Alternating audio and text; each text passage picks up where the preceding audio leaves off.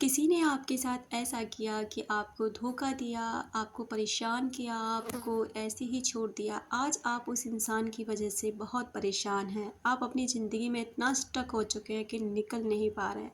Depression के शिकार हो चुके हैं और आप बस उसी इंसान को हर पल याद करते रहते हैं। हर पल उसी की यादों में खोए रहते हैं। क्योंकि आपको बस यही चीज़ खलती है कि मैंने इतना कुछ करने के बावजूद भी ऐसा क्यों हुआ। नमस्कार दोस्तों, आपका फिर से स्वागत है मैग्नेट ऑफ लव में। जैसे कि आप जानते हैं, रिलेशनशिप हीलिंग, सबकॉन्शियस माइंड की रीप्रोग्रामिंग और लॉ ऑफ अट्रैक्शन के amazing power, manifestation, law of Karma जैसी बातें हम यहाँ करते हैं। अगर आप ऐसे वीडियोस देखना पसंद करते हैं तो बने रहें मेरे साथ। चलिए बात करते हैं कि आखिर में हमारे साथ ऐसा क्यों होता है। एक बात देखिए, अक्सर करके हम लोग ना कुछ इंसानों का ना बिहेवियर जो होता है, हम इंसान जो होते हैं हमारा एक नॉर्मल बिहेवियर है, एक नेचर है कि जिस इंसान को एक चीज़ ना ज़रूरत से ज़्यादा मिल जाती है उसको उसकी कद्र नहीं होती। चाहे वो कोई इंसान का प्यार हो, चाहे वो कोई चीज़ हो, चाहे वो कुछ भी हो। इस दुनिया में कोई भी चीज़ हमें हद से ज़्यादा मिलती है ना, हम उसकी केयर करना बंद कर देते हैं। उसको ना बिल्कुल ऐसे समझते हैं कि अरे ये तो हमारे लिए हर समय अवेलेबल है, अगर कोई भी नहीं होगा ना तो भी ये हमारे पास है। इसके लिए कोई वैल्यू करना ज़रूरी नहीं है। वैल्यू उन चीज़ों की जाती है जो चीज़ हमारे पास नहीं होती है, यानी कि जिस चीज़ का हमारी लाइफ में अभाव होता है। तो किसी के भी साथ है ना आप, तो पहले उस चीज़ अपना खुद का उस इंसान के साथ ना थोड़ा अभाव रखिए। ये बहुत ज़रूरी होता है। आजकल फ़ोन के ज़रिए ना लोग इतने ज़्यादा कांटेक्ट में रहते हैं, इतने ज़्यादा कांटेक्ट में रहते हैं कि उसको इंसान को ना स्पेस ही नहीं मिलता आपका भाव समझने का, आपकी वैल्यू समझने का। ये तो रही एक अलग बात। दूसरी बात ये होती है कि आखिर में ऐसा होता क्यों है। अगर हम स्पिरिचुअलिटी के हिसाब से देखें तो स्पिरिचुअलिटी हमारी ये कहती है कि अगर हम किसी इंसान के साथ कुछ गलत कराते हैं, मान लीजिए आपसे कोई इंसान है, आपके माँ बाप हैं, आपके बहन भाई हैं, आपका कोई भी ऐसा इंसान जो आपको ना बहुत प्यार करता है, आपकी बहुत केयर करता है, लेकिन आपको उसकी कोई केयर नहीं, उसकी कोई फ़र्क नहीं पड़ता उसके प्यार से। आप ये कहते इसका प्यार तो ऑलरेडी है ही मेरे पास, मुझे इसका प्यार क्या पाना। जब इस आपके इस रूड बिहेवियर से ना उस इंसान को जो हर्ट होता है, जो तकलीफ़ होती है ना, वो वजह बनती है आपके आगे वाली ज़िंदगी का।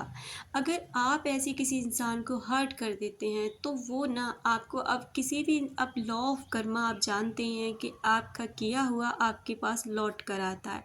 चाहे आप कुछ भी किसी को दीजिए, आप जो दूसरों को दे रहे हो ना, चाहे वो सम्मान हो, प्यार हो, कोई गिफ्ट हो, या फिर उनके प्रति आपकी ईर्ष्या है, या आपका कुछ भी उस इंसान किसी को भी देने के प्रति जो भी रवैया है ना आपका, वही आपके पास लौट कर आता है। इसलिए देना वही जो आप ले सको।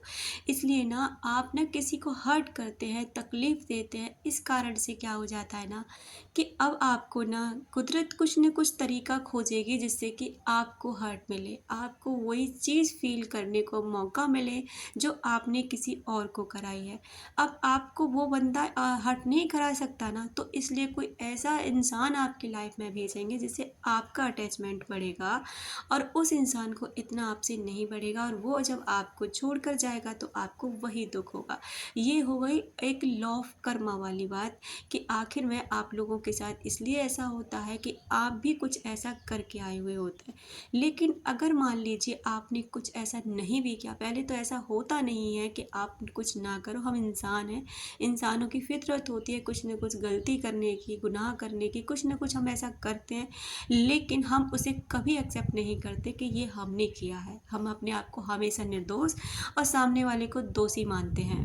नहीं किया आपने कुछ भी ऐसा, फिर आपको ये सब झेलने को मिल रहा है और आप अपने रास्ते पे बहुत बढ़िया चल रहे हैं। आपने कुछ भी किसी को फिर भी हर्ट नहीं किया, कुछ गाली मतलब किसी को गलती से भी गलत नहीं बोला। तो बस ना कुछ चीज़ों को ना यूनिवर्स पे छोड़ दीजिए, ब्रह्मांड पे छोड़ दीजिए, भगवान पे छोड़ दीजिए, जिसको भी आप मानते हैं ना उस पे छोड़ कर ना आगे बढ़ जाइए। मुझे पता है कि जब कोई तकलीफ़ होती है, हम किसी चीज़ में स्टक हो जाते हैं, कहीं पर हम बहुत परेशान हैं, और अगर हम नहीं निकल पा रहे होते हैं ना, तो वो समय ना हमारी ज़िंदगी का सबसे ना खतरनाक वाला मोड़ होता है। चल रहे होते हैं कि कैसे हम यहाँ से निकलेंगे। बस सारा कुछ ना आपके विचारों का गेम है। आप जितने ज़्यादा सोचेंगे ना, हर समस्या आपके दिमाग में है, हर समस्या आपके विचारों में, और जब आप इनको छोड़ देते हैं ना, तो आप एक अच्छी ज़िंदगी जीना शुरू कर देते हैं। आप अपने रास्ते पे आगे चलना शुरू कर देते हैं। अक्सर आपने देखा होगा कि जब आप एक मकान बनाते हैं, कोई दुकान बनाते हैं, या फिर कोई नया बिज़नेस खड़ा करते हैं, या फिर कोई घर में मान लीजिए समरसेबल लगा रहे हैं, कुछ भी कर रहे हैं, कुछ भी नया लाइफ में कर रहे हैं, उसके लिए आपको कुछ दिन परेशानी का सामना करना पड़ता है या नहीं करना पड़ता। आपका घर बनाया, घर में चलो आप कुछ ना मैनेजमेंट करा रहे हैं कुछ घर में, तो क्या होता है उस दिनों आपको थोड़ी कठिनाई का सामना करना पड़ता है ना। बिजनेस खड़ा करा है, अभी नया नया नहीं चल रहा है, इतना ग्राहक भी नहीं आ रहे, बहुत परेशान बैठे रहते हो, लेकिन ये शुरुआत है और आपको पता है कि हर चीज़ की शुरुआत ना थोड़े से परेशानी के साथ होती है, लेकिन जब वो उसका अंत होता है और उसके बाद जो आपकी ज़िंदगी शुरू होती है ना, वो एक बहुत ही शानदार होती है। ठीक उसी तरह अगर आप इस समय ना बहुत कठिनाई के दौर से गुजर रहे हैं ना, आप इस समय बहुत परेशान हैं ना, तो बस ना थोड़ा सा चारों तरफ से अपना ध्यान हटाकर खुद के ऊपर ध्यान रखिए, खुद की वैल्यू करिए, और खुद को ना बस इस स्थिति से निकालने के ना नए नए तरीके खोजिए। कुछ भी करिए आप, नए दोस्त बनाइए, चाहे आप कहीं बाहर घूमने जाइए, कुछ नहीं है तो कुछ ऐसे वीडियोज़ देखना शुरू कीजिए जो आपको आध्यात्मिक से जोड़े, कुछ ऐसी चीज़ें करना शुरू कीजिए जो आपको स्पिरिचुअलिटी की तरफ लेकर जाए। मंत्रा चैटिंग कर सकते हैं आप, मेडिटेशन कर सकते हैं आप, स्क्रिप्टिंग राइटिंग कर सकते हैं आप। तो ऐसी कुछ चीज़ें करिए जो आपको ना इन चीज़ों से बाहर निकाले और दूसरी तरफ से ना आपको रोक ले। एक नदी बह रही है और वो नदी का पानी अगर आप रोकना चाहेंगे ना, तो वो नहीं रुकेगा। क्यों नहीं रुकेगा?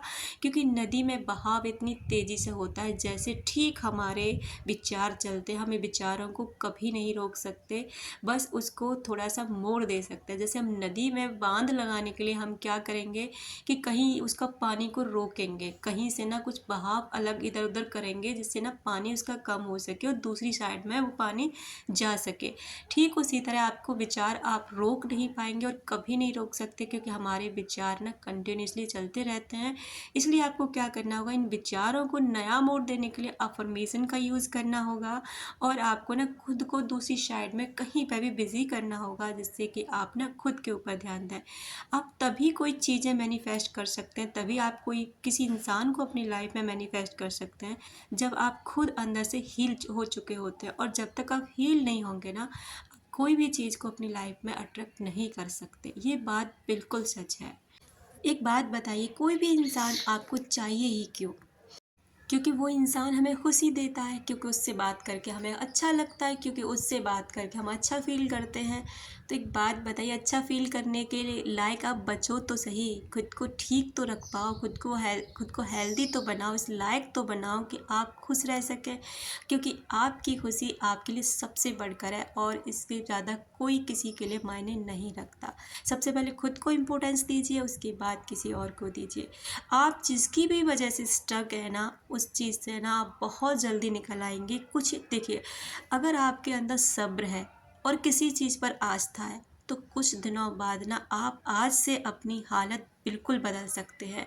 आज 1 महीने बाद ही आप अब खुद में ना अंतर देखेंगे कि सच में आपके अंदर ना बहुत अंतर आ चुका है। आप बहुत बदल चुके हैं और आप पहले से ना बहुत अच्छा फ़ील करने लगे हैं। अपना रखें ख़्याल, अपनों का रखें ख़्याल, जिससे आप अट्रैक्ट कर सकें ढेर सारा प्यार।